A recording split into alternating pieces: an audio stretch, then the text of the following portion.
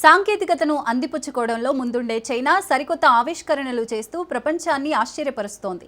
గత కొన్నేళ్లుగా high speed రైలు నెట్వర్క్పై ప్రత్యేకంగా దృష్టి సారించిన బీజింగ్ తాజాగా ప్రపంచంలోని అత్యంత వేగవంతమైన మ్యాగ్లెవ్ రైలును పరీక్షించింది. ఈ పరీక్షలో టన్ను బరువున్న రైలు కేవలం 2 సెకన్లలోనే 0 నుంచి 700 కిలోమీటర్ల గరిష్ట వేగాన్ని అందుకుంది.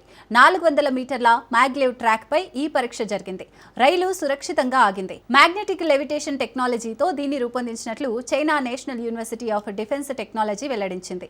ఈ టెక్నాలజీలో రైలు సూపర్ కండక్టింగ్ మ్యాగ్నెట్ల సాయంతో పట్టాలకు కొన్ని సెంటీమీటర్ల ఎత్తులో ప్రయాణిస్తుంది. సాధారణ రైలులా ఇది చక్రాలపై ఆధారపడి పనిచేయదు. అయస్కాంత బలాలను ఉపయోగించి దూసుకెళ్తోంది. ఇలా రైలు ట్రాక్ను తాకకుండా ఉండటం వల్ల ఘర్షణ ఉండదు. కాబట్టి అత్యంత వేగంగా ప్రయాణిస్తుంది. ఈ రైలును పరీక్షిస్తున్న దృశ్యాలను చైనా అధికారిక టెలివిజన్ సీసీటీవీ ప్రసారం చేసింది. కంటికి కనిపించినంత వేగంతో ఇది దూసుకెళ్లడంతో ఫుటేజీలో దృశ్యాలు స్పష్టంగా లేవు. రైలు వెళ్లిన తర్వాత పొగ మాత్రమే కనిపించింది.